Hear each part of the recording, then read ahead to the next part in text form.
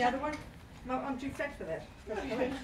It's very inauspicious to an ugly, broken, torn chair for the person you're supposed to be hearing Buddhist teaching from. It's inauspicious. Excuse me, I'm starting bossing around already. I don't want a cushion. There's no place left for a cushion.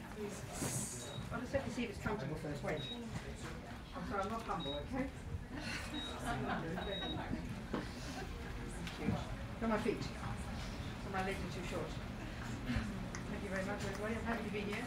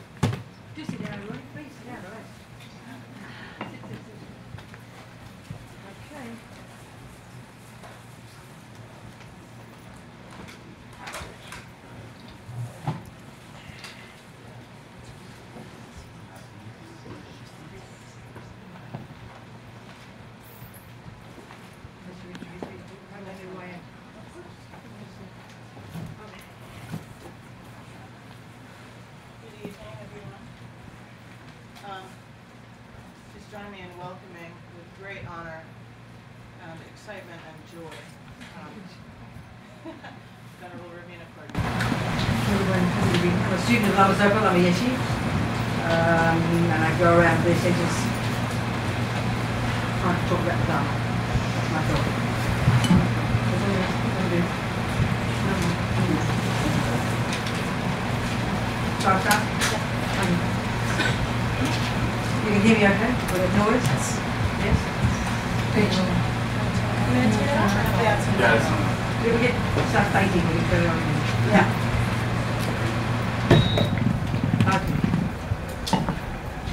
Okay. Thank you very much, Gina, for inviting me. Happy to be here. This is Getty Market Centre, isn't it? Yes. Okay, happy to be here. He's my friend.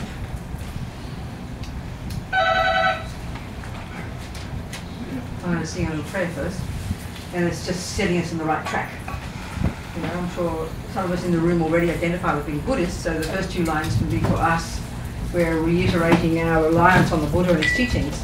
And the second two lines can be for all of us, expressing kind of our purpose, altruistic purpose of listening to these teachings, to think of it as something practical. If this were cooking class, you'd be very disappointed if I just raved on about how nice cakes were, but never gave you a recipe, you know? So the idea is to listen for the recipes. It's got to be practical advice. Every syllable of Buddha's teachings, if it's not practical advice, it's a load of rubbish. And that's fact, actually. So here it is advice. You don't need to take it, because Buddha's not the boss, you are. But you listen to it as if it were advice. And if there is something you like, you take and you put into practice. And why would you want this advice? Because you want to develop your marvelous potential. For the Buddha, we've got this phenomenal potential. And even more than this, once we've begun to develop that, we can then be of benefit to others. This is the altruism. So thinking is really a long-term purpose. Buddhahood is our long-term goal for why we listen. Sangye charam soke choknam la janchu bhagudaki kyapsuji jagi chonyen gifer sonam ki drola penche sangye chupasho 상계처럼 속에 조명한 장수바르라기 겹수지 자기 전yen 입에 소남기 조라벤 실상계 dru파수 상계처럼 속에 조명한 장수바르라기 겹수지 자기 전yen 입에 소남기 조라벤 실상계 dru파수.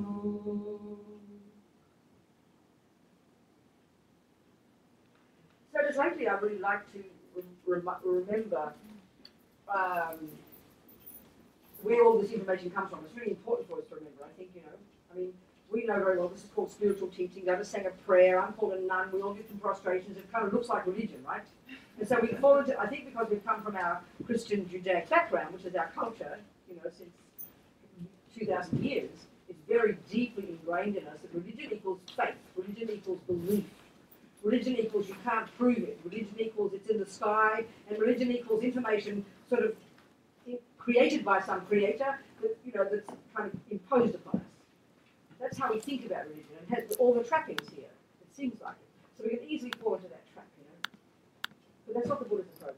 We know the words that it's not true. We know he doesn't posit a creator, but we sort of still fall into this big trap of mystifying spiritual teachings, Not thinking we need to prove it. Therefore, we tend to think whatever I think, it must be okay. Everyone is allowed to believe what they like. I mean, it's incredible superstition, And it's insulting to ourselves. I mean, Buddha doesn't mind, but it's kind of insulting. So Buddha was this regular guy, who came out of this astonishing tradition. It was just recently, and that's why it really triggered it for me, just recently I read His Holiness saying that it was these Indians, more than 3,000 years ago, who were the ones who began this astonishing investigation into the nature of self. They don't use the word soul, they use the word atma, self, which is how we modern psychologists, since Mr. Freud, of course we think we created psychology. With the arrogance of our current culture, maybe 150 years ago, beyond insane. 3,000 years ago, these amazing Indians, in their investigation of the nature of self. And how did they investigate it? Not by knowing the brain. They didn't have microscopes. They didn't discuss the brain. They were actually investigating the very mind itself, which, as we know, the Buddha would assert, because he came out of that tradition, it's not physical. And it goes to extremely subtle levels. And they're the ones who actually created this astonishing, remarkable, amazing, disciplined psychological technique called single-pointed concentration, which is, right now is one of the key techniques that Buddha says we need to use in order to really cultivate our marvelous potential. And this came from these Hindus. They created it, And that means they investigated, they discovered and investigated the subtle levels of their own mind, their own cognitive process. And we're not talking anything physical here. So it's also they, as a result of that kind of investigation and this marvelous technique, they also actually articulated what they saw in their mind, which is the model of the mind that is still the basis that's used in the Tibetan monastic university system up until today. These are phenomenal beings, And Buddha came out of that remarkable tradition. And of course, as we know, he diverged in his own direction, specifically in relation to his own findings, direct experiential findings in his own mind about the nature of self. So therefore, this is empirical information. This is actual reality. This is what Buddha would say is reality, and that's the point. It's got nothing to do with believing a word he says. I mean, if I were Einstein here, you know perfectly well you have your intelligent hat on. You know very well I've used my mind, and I've investigated using my own intelligence, and then I present you my findings. You've never heard of it before. You're not going to be insulted. You know very well it didn't come with, it's not revelation. I didn't have a dream about it, I didn't have a vision. You know I'm not making it up, and you absolutely know I'm not asking you to believe a single word I'm telling you. I'm telling you my findings, and then I'll present it, and if you want to go find the same that I did, you follow my methodology, and then you do two things. You experience it as your truth. No, you experience it, and you verify it as the truth. That's what you're doing as a Buddhist. That's what you should be doing as a Buddhist. If we don't do this, we won't get anywhere. You know, you believe in mathematics for as long as you like, but you won't get anywhere with it until you start actually applying it, which means experiencing it and verifying it. That's being a Buddhist, you know? So that's the attitude. That's why I never ever say I believe in Buddhism. I never say that. I say it's my working hypothesis. That's the perfect, appropriate way to put it in our modern world, you know? Buddha would say, check it up. Well, that means take it as your hypothesis. And you can only do it one step at a time. You know? That means you've got to have a system, a map, a methodology. And as we know, these amazing astonishing Indians, I mean, Tibetans, and certainly in our tradition, and getting Michael's tradition, the Gelugpa tradition, coming back to Lama Tsongkhapa in the 14th century, who got his information, you know, right all the way back to the Buddha, but through the channel of Atisha and his remarkable little text called the lamp on the path. And so Tsongkhapa presented this, all the Buddha's teachings from A to Z, you know, in this packaging that they call, the medieval phrase is called the lam rim, gradual path. So that's not a phrase we use in our contemporary society. The word we would use for it is the word a course. When we hear the word a course, we go, oh, I get that. You know, we know it's a gradual path. You do grade 1, grade 2, grade 3, and then you graduate. So here you're going to graduate as a Buddha. And it's a course that Buddha would say, unless you're really advanced when you come into this life, it's going to take you several lives. So it's long term, you know. So the way to listen is like this. The way to listen, not to be excited by, be excited helps. But not to get excited and sort of, because somebody's charismatic, get all carried away, which is what we do like babies, and sort of fall in love with people. And then they pick their nose the wrong way, then we go sue them. I mean, it's like really, it's horrible in the spiritual centre all over the world, I see it, you know. So it's so important to check carefully. And of course, in the way the Buddha says to check him and his teachings, and we should check the present teachers, and just as we know from our own teachers, they tell us this. It's unbelievably important, because the point is, we are the boss, not the teacher. The Guru is not the boss. Buddha is not the boss. That sounds shocking, because we're so kind of imbued with the view of Guru devotion, which is an amazing view, but to understand it properly, we'll really understand, and the onus is on us, you know, use our noggins, use our intelligence, and listen to the teachings, and then apply them one step at a time, one step at a time. This is the idea. Because if there's a single syllable in Buddha's teachings that can't be proved to be true by your mind eventually, it's not true, it doesn't exist. This is logical. As Tsongkhapa says in one of his wonderful little lam rim texts, often translated as the hymns of experience or the songs of experience, Tsongkhapa says that all the teachings are to be taken as sound advice. Here's what exactly. Because there's no contradiction between scripture and practice. Well, that's like saying that when you open up a recipe book for cakes, all the instructions in this book have been taken as sound advice because there's no contradiction between the recipe and the cake. That's exactly what's being said. And we all know very well, look at the rigour and discipline that cooks use just to write a recipe book. They check the recipes 14 times before they dare even print it. You know? So every word in that cookbook, we know logically it has to lead you to make cakes. So the same with what it's teaching. You have to have incredible intelligence to check out. And it's really hard in this culture because anything goes. But we don't have that type of attitude towards spiritual teaching. And it's what we must have. It's a shock to us. Even though we still hear this and know that Buddha wasn't a creator, still we love to get carried away, you know, with spiritual teaching. It's disgusting. We should shut our mouths, not talk about it, keep silent, mind your own business, do your own practice, each step of the way, verify. That's what we should be doing. So, okay, what does Buddha teach? Well, first of all, if he's telling us, you know, if these Hindus have discovered the nature of the mind, or discovered the mind and gone deeply into it, and Buddha took these methods and he continued on in his own way, as I said, and he moved on in his own findings about the self, and everything is leading to this. All the way the teachings are structured in this lam rim are leading us to seeing how things exist. So there are many ways of entering into Buddha's teachings. We can discuss it from the point of view of compassion and kindness and taking care of others. We can discuss it from the point of view of being a path to help become happy and stop suffering. And it's also completely the same. Another way of saying it, and they all come to the same thing. It's a way of seeing. It's a way of discovering what is real and what is not. And this is Buddha's deal. You know, this is his expertise. Because essentially, he's saying we all suffer because we're not in touch with reality. So to the extent to which our minds, and it's our minds that are the cause. So, and to the extent to which our minds are caught up in neuroses, he would have liked that word, delusions, one of the marvelous synonyms for these neurotic states of mind, disturbing emotions, afflictions, a common word that's used in the literature, but I find that ridiculous, it's like medieval. A better word for it is illness. You look in the dictionary, affliction, illness, well, mental affliction, guess what? Mental illness. And what are those mental illnesses? It's a great word, that's so powerful for our culture.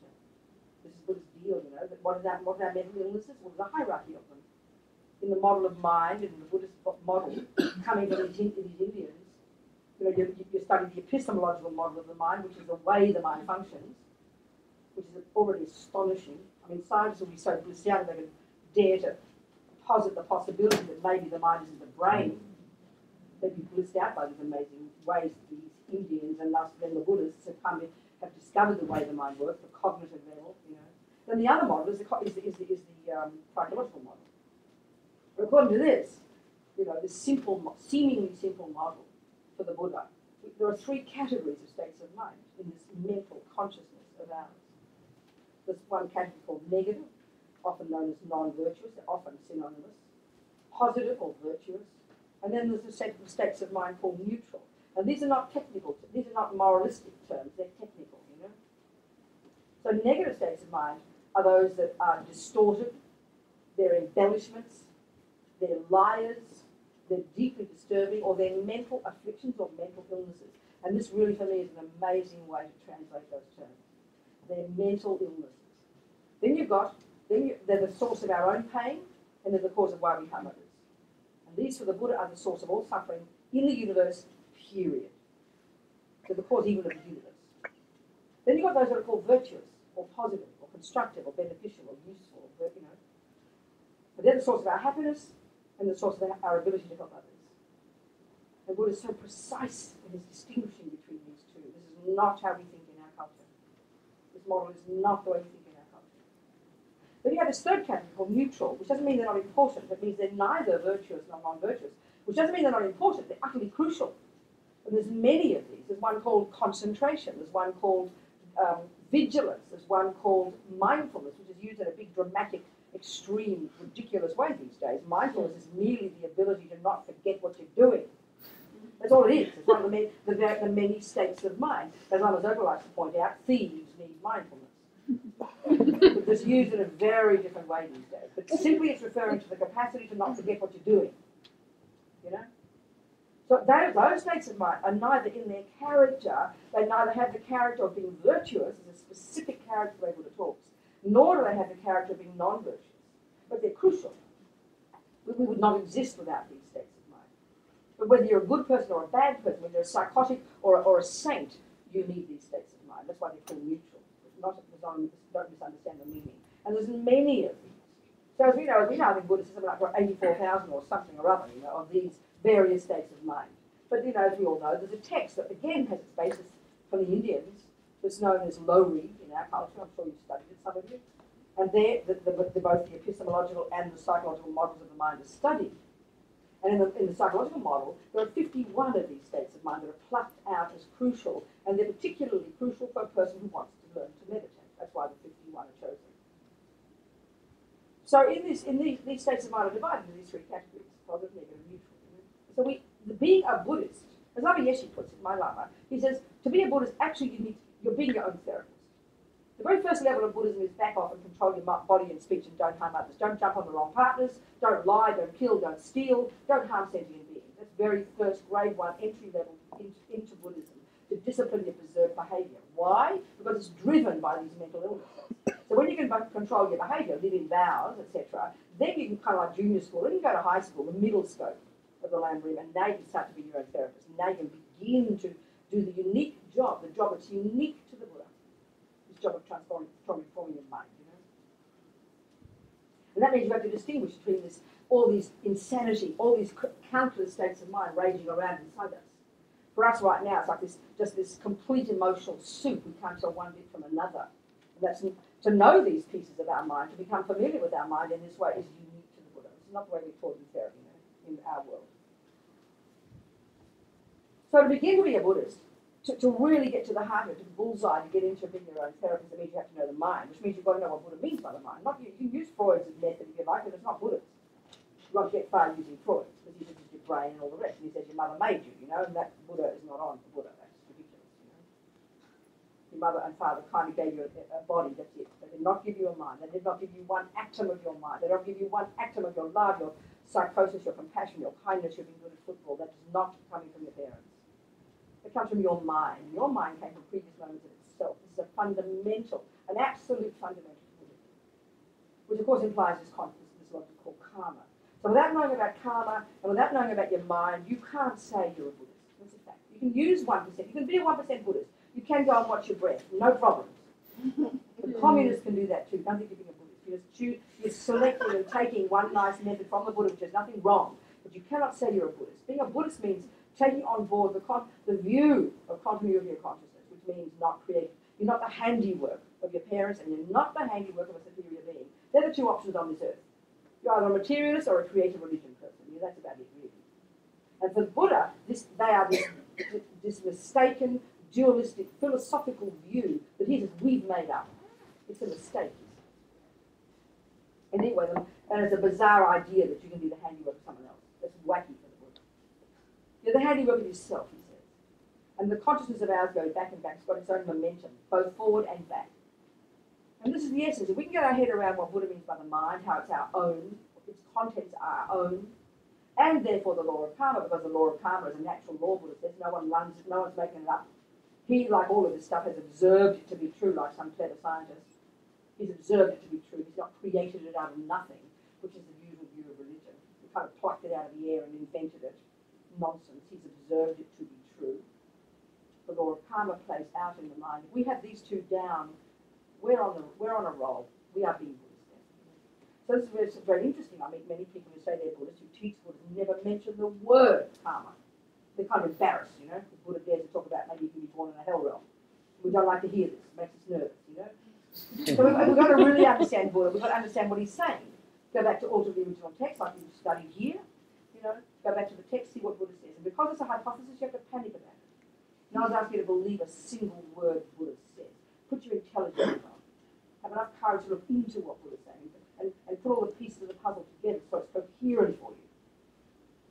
Because as a system, it is coherent. It has to be. Otherwise, it's not a system. It's nonsense. And that's our very common view of spiritual.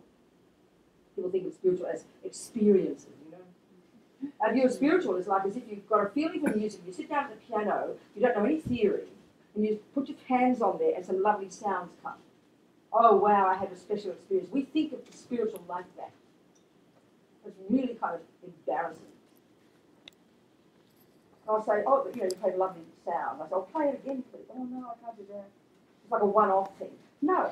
Buddha says we can learn. There's methods there. There's a system there. And we have to learn the system. So you go back to basics, you learn musical theory. Then you can play the piece every time. Same here. And if Buddhism is valid, you have to find out. And how do you find out first? You've got to first check, read Buddha's teachings. Check on this person called Buddha. See if he's valid first.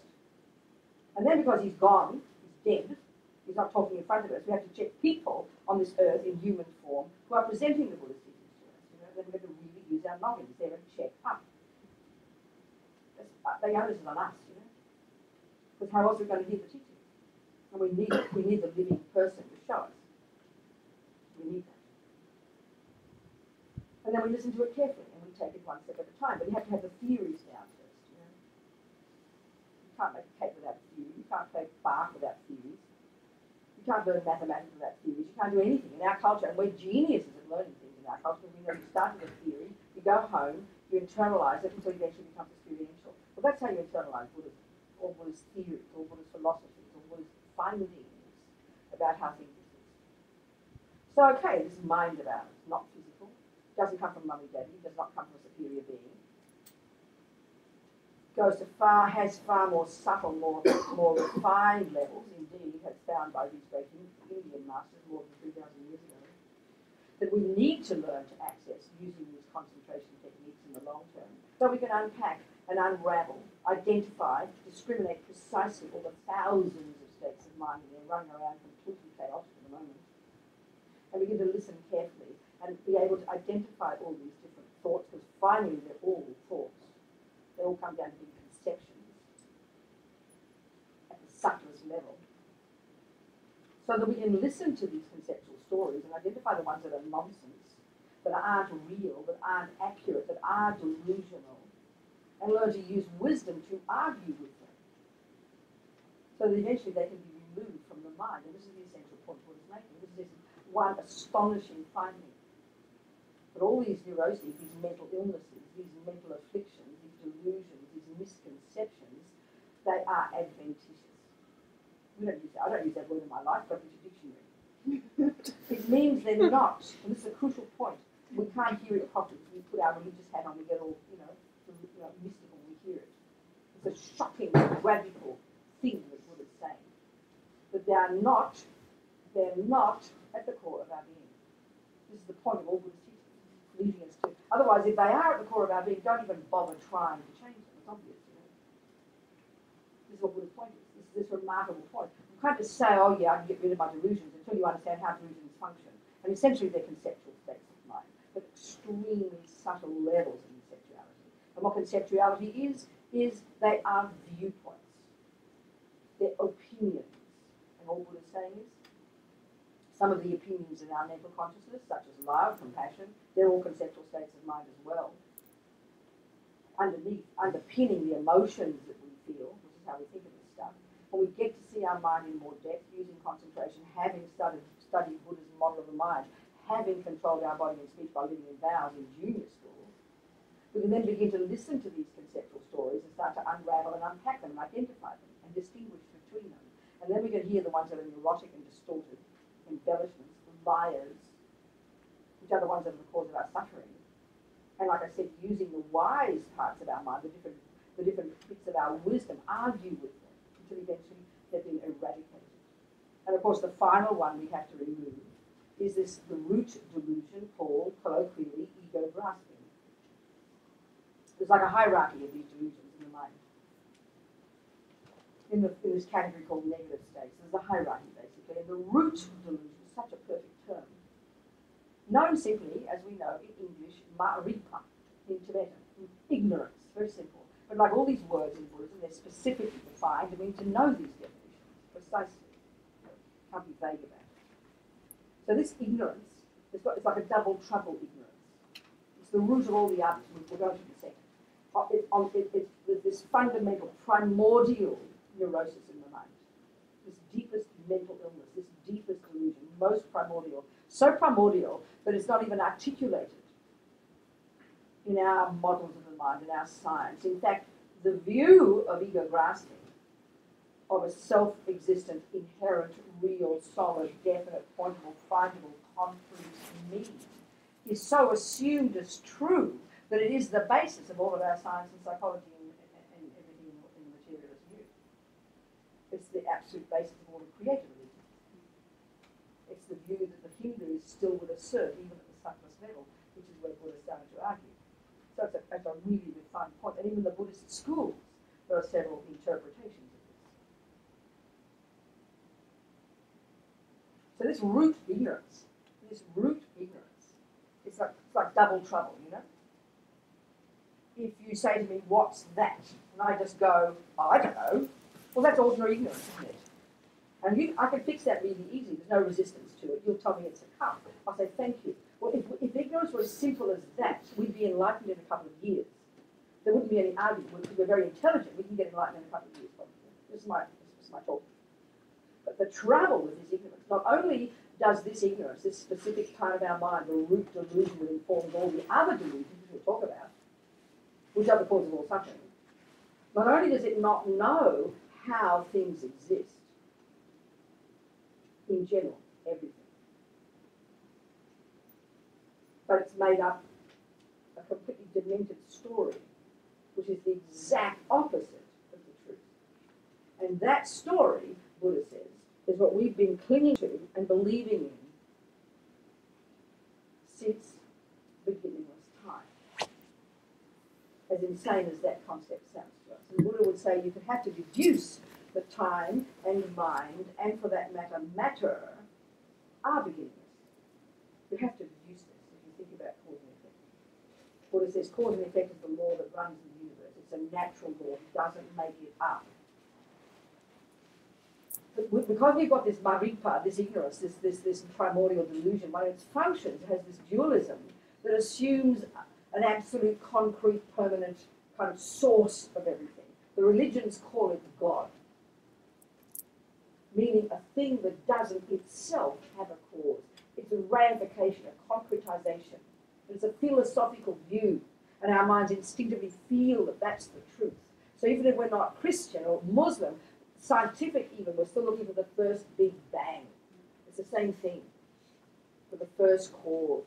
One of our commonest questions is, where did it begin? Where did karma begin? Where did I begin? How did suffering begin? It's our biggest question, which implies we have this dualistic view. So all the science that look for the first Big Bang, if you like, and this holiness would say, Big Bang, no problem. Just not the first Big Bang, that's all. You can't have a first. Because it's logical. If we posit we posit cause and effect. And it's pretty reasonable. We know from our own experience. Anything we know in our life that we point to now, a cup, an iPad, a flower, we know it's the result of various causes having come together, and that's the fruit of those causes. We know that. Put this and this together and you're going to get that. We know that's how life exists, that's how everything is. So this impulse that we have to find a first moment implies it's a moment that itself didn't have a cause. And that's the Christian and the Muslim teaching. And it would be, in other words, it's beyond insulting to suggest that God had a cause. That's the ratification process. It's seen as rude, you know. Buddha says that's all delusion, misconceptions. You can't have a first cause. So logical deduction is you can't have a first cause, their minds are beginningless, as mad and nutty as it sounds. Well, so is matter. Even as I say it, there's something in me that resists it. It was logical. It's a logical deduction. If you posit cause and effect, you cannot have a first cause that didn't itself come from something previous. You can't have it logically. So that, think this through. We take this as a hypothesis here. So Buddha's saying, since beginningless time, this Maripa has been running the show in all sentient beings' minds. So what's a sentient being? Well, a lovely word in Tibetan, Sem Chen, mind possessor. And the Buddha, as we know, would say there are countless mind possessors. It is said that there's not an atom of space where you won't find mind possessors. And Buddha asserts them, as we know from the teachings, into these different kind of realms of existence, which is basically meaning they're all minds, they're all mental states of being that come along with a certain type of physicality. And it really helps when we learn in the Vajrayana that all minds are inextricably linked to their own set of the four elements. You read the teachings of His Holiness about the death process, and there's many marvellous teachings out, There's also just a book I finished reading, editing of Lama Zopa Rinpoche's, which you can download as an ebook if you want to, FPMT, How to Help Your Loved Ones Enjoy Death, so that they can go happily to their next rebirth. And it'll be published by Wisdom next year. Quite differently, but it's free at the moment. fpmt.org/death. Very marvellous explanation of how to help at the time of death, All once a week before, the day before, the hour before, and all the back part, all the practice. Anyway, but in there, dealing with the death process, which is from the Vajrayana, this fundamental view is that all minds of the universe, all consciousnesses, are inextricably linked to their own set of the four elements. And understanding this really helps us understand karma in many ways as well. So basically, these minds, Buddha says, are countless trillions, and he divides them into, first of all, one category called the desire realm, a realm of existence that's driven by the delusion that's the main delusion, the main voice, if you like, of this ego grasping, called attachment, desire, whatever word you like, And we're in that group, and there's various realms. There's like the top suburbs, called the God realm, a couple of those, where these beings have blissful states of mind, and their physical energy is like light. Then you've got humans, which is a relatively reasonable type of rebirth. Then you've got the animals. Then you've got spirits whose minds you could say are conjoined with kind of air energy. You could say that. And then you've got beings that are called hells whose minds are conjoined, you could argue, with the fire. I mean, if all states of mind have their own set of the four elements, and this physical universe that we know about is made of the four elements, and the Buddha says this is a natural law, then it kind of makes sense that these realms are linked to the elements. You listen to the teachings about these. So there's trillions and countless trillions and countless trillions of sentient beings, not an atom of space where you won't find them. And Buddha's saying their continuities of consciousness are beginningless, driven by delusions, driven by these neuroses that cause us to act with our body and speech. And this is the law of karma. The law of karma is a natural law that plays out in our minds and lives, and it's done by minds. Often karma is used in a grotesquely kind of cliched way. It looks like a big stick and is always used in terms of punishment and suffering. No, Buddha says it's a natural law. It's what minds do. that produces experiences in those minds.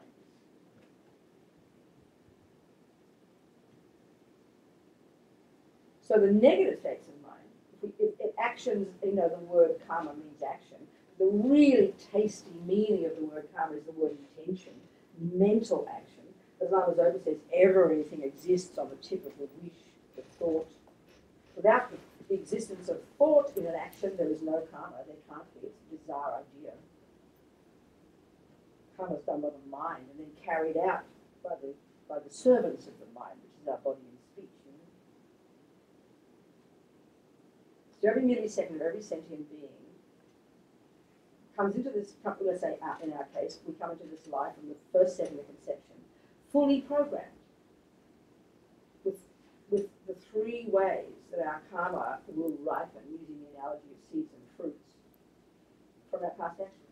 Because every millisecond, Buddha is saying, or whatever any mind does, every millisecond without exception, just naturally, whether it's a hell mind, a spirit mind, a God mind, you know, a human mind, an animal mind, every millisecond of what that mind does, it's doing this complicated process of sowing seeds. Which is why we have to unpack and unravel and begin to understand and learn to get control over this mind. Because this mind is what causes all suffering, and this mind is what causes all happiness. We just have to learn to be in control of it.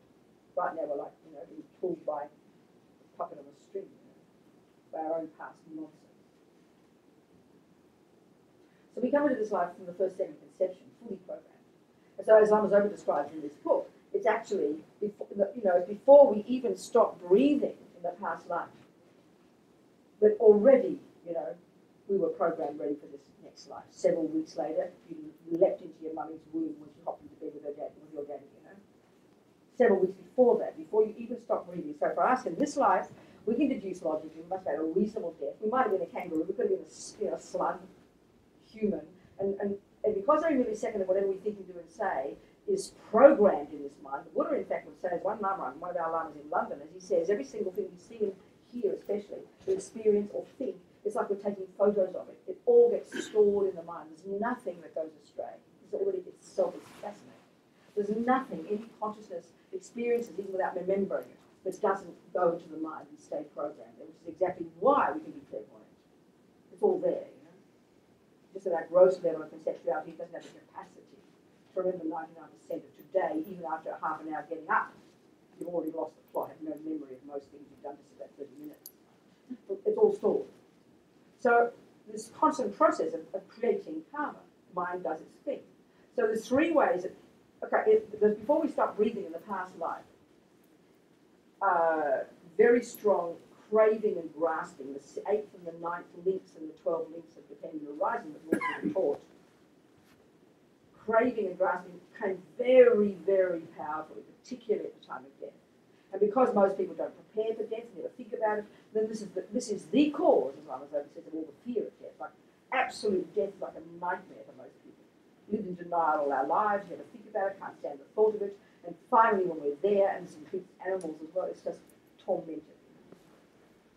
Which is why, as we talk to you, if you're going to help anybody in this life, you help them at the time of death. That's when they need you most. That's when they need you most. And the crucial thing is to help them do two things, be peaceful and virtuous.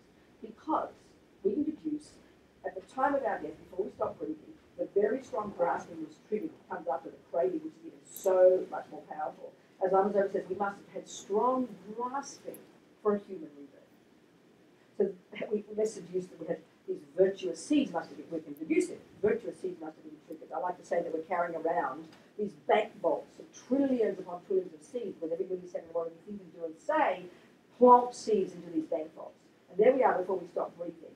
And we're amazingly one very powerful virtuous karmic seed, a fully ripened, a complete karmic seed of strong virtue, practiced, Lama Zopa says, in the context of, not just in the context of a spiritual path, but in the context of keeping vows of morality. He says that being a good person is not enough. You've got to live in vows. You've got to have all the sets of vows. You know. Virtue is so potent. The seeds are so potent when we do them in the context of vows. So the virtuous karmic seed was triggered. That is, it already is programming you, you know, to go to that your particular mother's human womb several weeks later, however long you spent in the immediate state. That's already triggered, already programmed. before you even stop breathing.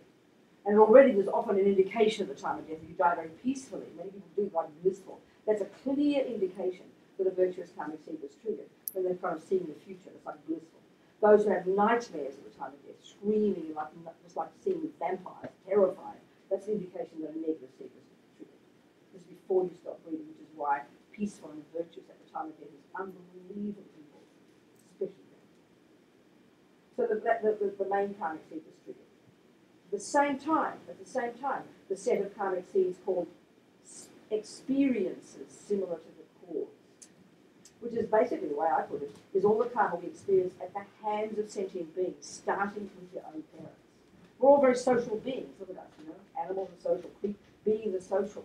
So starting with our parents, the way in our lives that we're seen and treated by others is the best way to say what experiences similar to the cause means. So all those karmic seeds determine we're going to have those parents, ugly parents, nice parents, you know, a sexually abusive father or a loving father, ugly siblings, next door neighbours, the people who teach you at school, the people you meet, the rapists, the kind people, the roaches that shit in your spoon drawer. Whatever sentient beings you meet, this is personal karma. Karma's personal. Nothing is random. Buddha says, you know, this is natural. It's a law. It's a natural law. We know with natural laws you can't have random. It can't be. It's a contradiction. So it's a shock to us. Even though we think about karma, it's sort of shock to us. There can't be a random event. There can't be an experience at the hands of others that we experience that we didn't create the cause to experience. Very simple. It's all experiences similar to the cause. And we all know you can divide those into two categories: pleasant experiences and unpleasant experiences. The main cause, your action like that to those sentient beings in the past.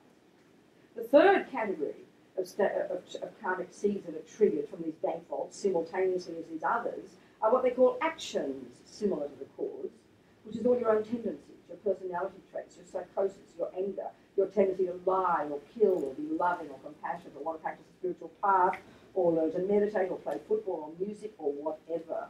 They all have equal status for the Buddha. They're simply tendencies. They're a bunch of habits. And how come you've got them? It's because you've done them before, baby. It's hardly complicated. These are all triggered.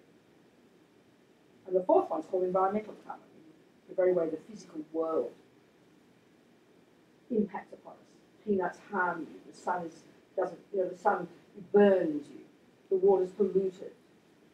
The environment's sweet and peaceful. You know, whatever. This is the way. This is the universe. The very way the physical world impacts upon you. The very way sentient beings impact upon you. How they see you, treat you. Your own tendencies and your own humanity. The main cause of all these, you. It's not a complicated concept. It's just it's different from how we think. And how do we think now? With the view of ego, we're an innocent victim, aren't we? And either mummy made us, or daddy made us, or God made us. And it's not my fault, because I did not ask to get born. And that's the view of ego. We all know this one deep in our bones. We're innocent victims. And that's why in our materialist world we suffer so much. The one we got out of our brains, the one we kill ourselves, the one we kill each other, the one we get so depressed because we don't know what, excuse me, I'm going to swear here, what the fuck is going on, you know? You have no idea, and we assume that's normal. I mean, it's like complete insanity. We think it's normal. What it says, doesn't do. So it's up to us, you know, this is the thing. Up to us to listen to Buddha. And I've got no idea if he's right. He might be a wacko, you know. I have no idea, but I'm prepared to find Buddha wrong, but I've got to first listen to what he says. I can't argue first. I've got to learn to know what he says first, and then slowly work through it, using it as my working hypothesis, you know. And you go one step at a time. Don't be impatient. Can't rush ahead, you know. Greedily wanting experience. That's our biggest problem. Like vampires, greedily wanting experiences. I don't want any stupid experiences. I want to use my head and go one step at a time, please. Real cautious, sowing seeds really deeply. Practice morality. Shut your mouth. Don't harm sentient beings. Behave nicely. I'm still trying. Watch your mind. Control your delusions. Recognize them. Take responsibility. And all of this leads us to emptiness. And then, of course, we add into the mix bodhicitta, and that's the path to Buddhahood. But you can't be compassionate to others. You can't have any compassion until you know this stuff for yourself. You can't possibly have compassion until you've got renunciation. And renunciation is what you get from doing what we've talked about so far, which means you recognize that you're fed to the teeth with suffering. You understand suffering, the 3 kinds, first noble truth. You know the second noble truth, there are causes, ROBINA, and they're both yours, karma and delusions. Owning this is the basis of your renunciation. And you know, it's a forbidding word, renunciation. But what would you be like if you had renunciation? You would be blissful. You'd be mature, grown up, accountable, responsible, content, joyful. You'd be a marvelous person. Renunciation is a misleading word for us, you know. We hear it wrongly. You'd be a blissful being. And renunciation is the basis for emptiness and the basis for compassion for others. We can't live ahead of ourselves.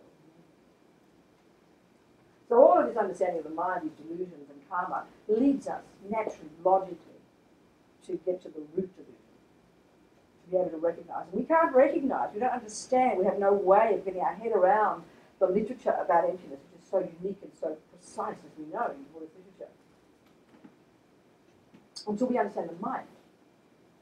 We have to understand how the delusions work. And this is hard in the West because every Buddhist I know is addicted to all the Western views. Oh, personality disorder, bipolar, psychosis, you know, AD, DD, ID, whatever the words are.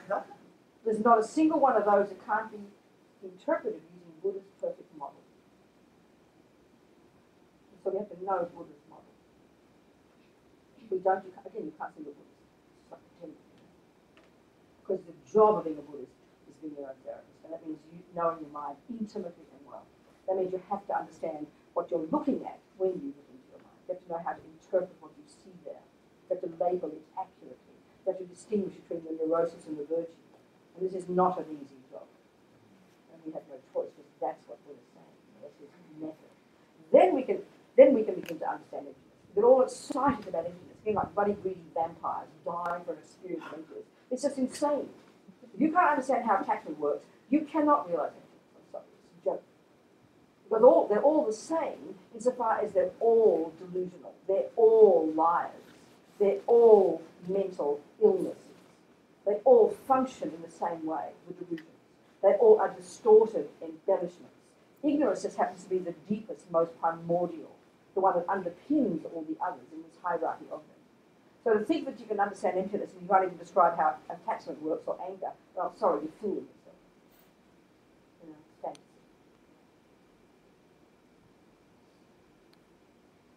So what does Buddha say about this emptiness? You know?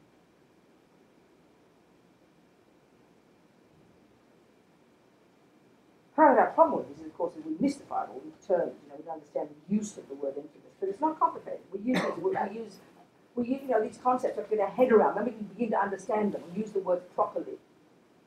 So basically all Buddha's saying, or as long as I puts it, what these delusions do, all of them, including the root delusion, what they do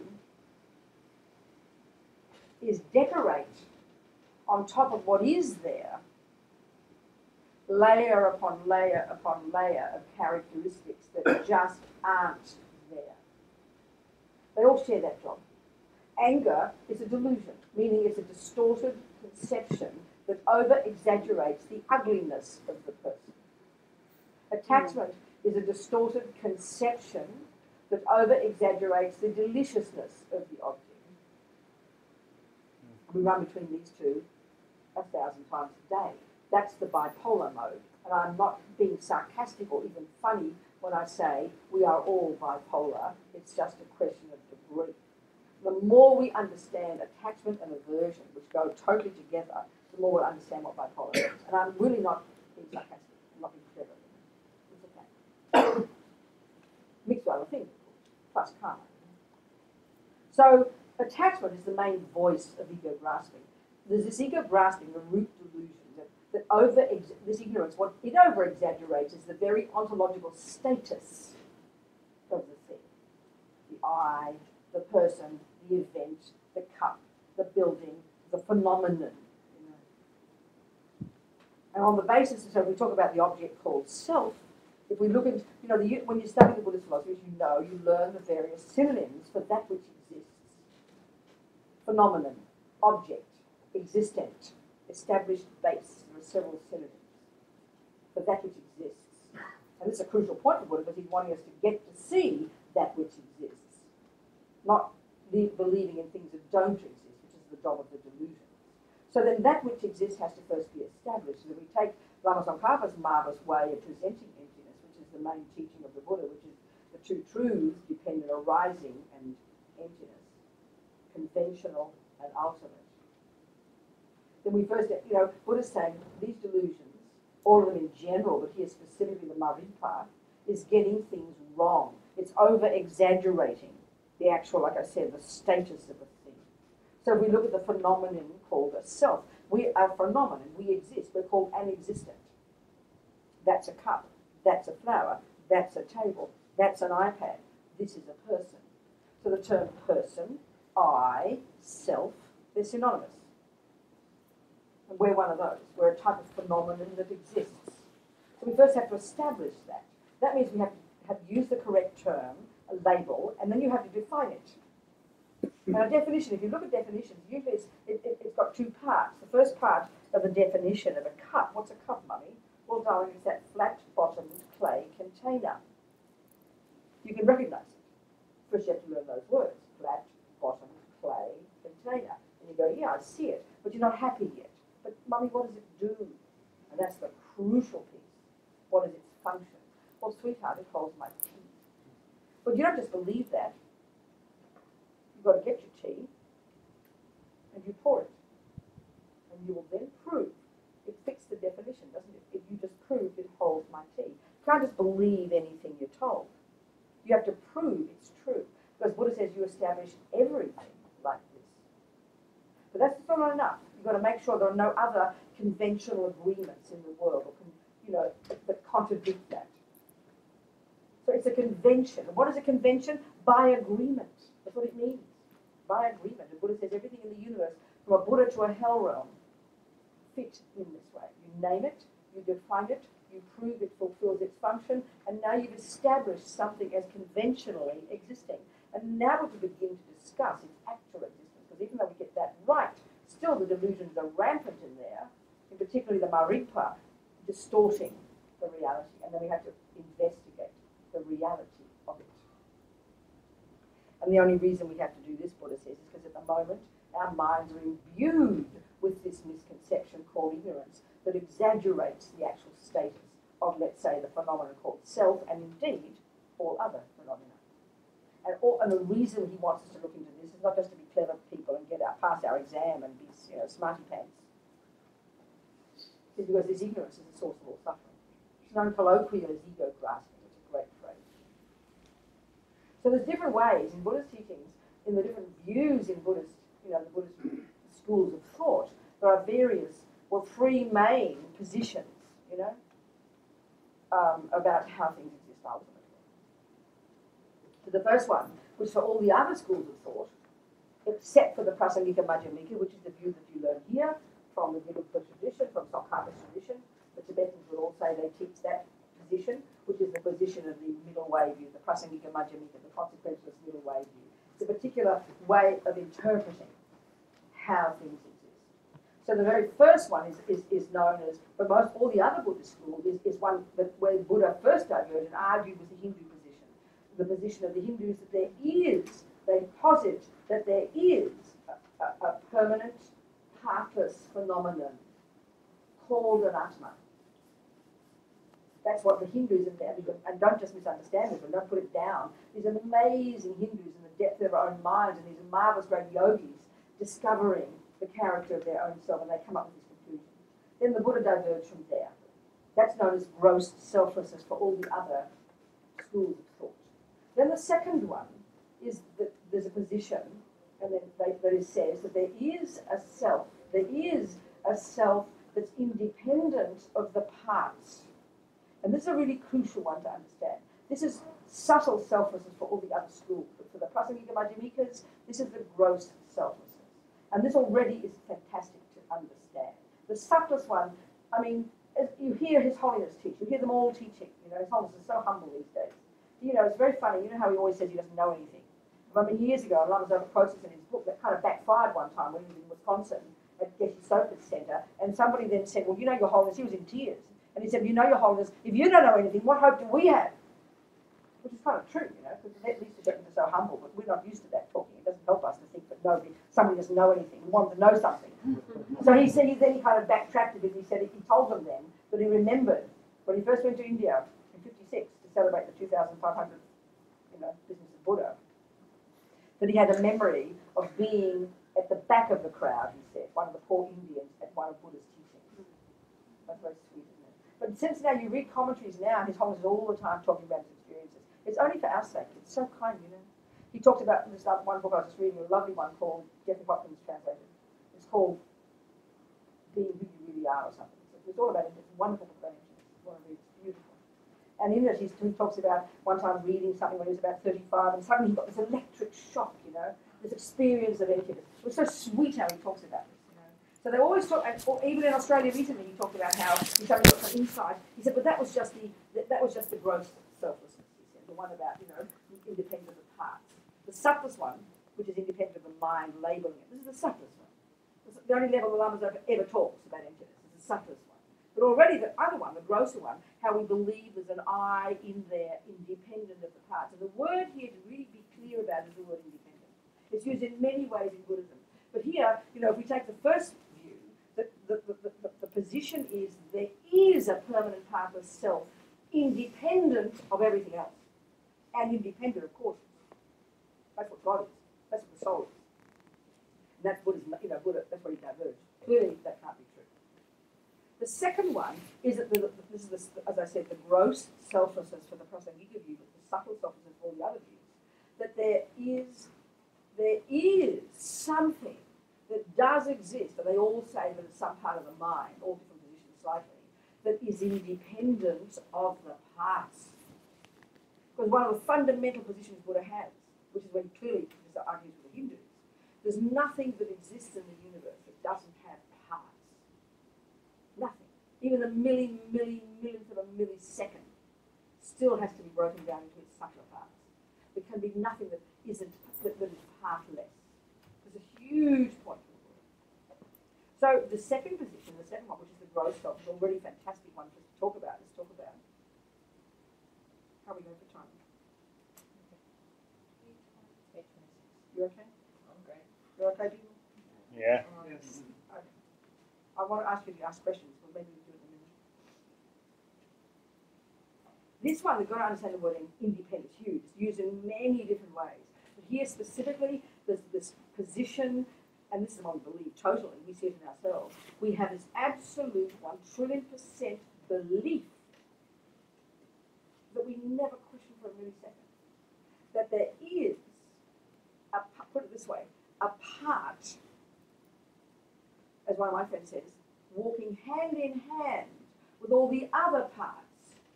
The nose, the hand, the love, the hate, the kindness, all the bits and pieces. There is a part walking hand in hand with all the other bits and pieces called I. That's the one we believe in. Our language expresses it. I have a nose. I got depressed. That is mine. So there's the assumption, is there not, of an I, a piece called I, a part. It's like saying it's like this, and they say this part, it's a bit like kind of a landlord.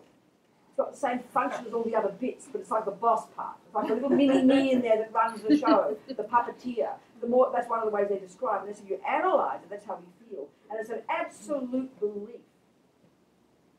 Totally true, which is why we have all this pain when someone insults me, offends me.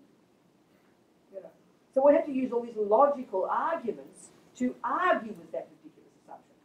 It's not enough just to say, oh, it doesn't exist, because we totally 1,000,000,000,000% believe it does. So we have to counteract, in other words, the belief of this ignorance, this marikpa, that believes in a self that's independent of the other parts. It's sort of like the other parts, like the boss part, the one that runs the show. So there's so many arguments we have to use, to show, even first, of course, theoretically. You can't have an experience until you have the theories down. You can't possibly experience the beauty of Bach playing it until you've learned the theories, until eventually your fingers get it down to perfection, isn't it? theories first. Then you can think about it intelligently, and that's what triggers the experience, the correct thinking. So there's lots of arguments for this one we can use. And one of the crucial things about independence is this. You know, when you first you study Dura and things, collective topics, you learn all these different definitions, cause, effect. And one of the crucial things you learn about is relationships, and things that have a natural relationship and things that have a cause and effect relationship. So something that has a relationship is not independent of it, you know. So you could say, for example, speaking ordinary conventionally, you could say, you know, my table has an iPad and a cup. That's a correct sentence. You know, we can get that sentence. We look with our eyes, we come over here, and we will see a thing that we know is called a table that does possess on top of it an iPad, or has on top of it an iPad and a cup. So in speaking in a conventional, simple way, we can see very quickly, can't we, that if that's true, you have to prove it. You have to point out 3 separate, independent phenomena. Very simple, isn't it? So you have to point out a cup that isn't a table and an iPad,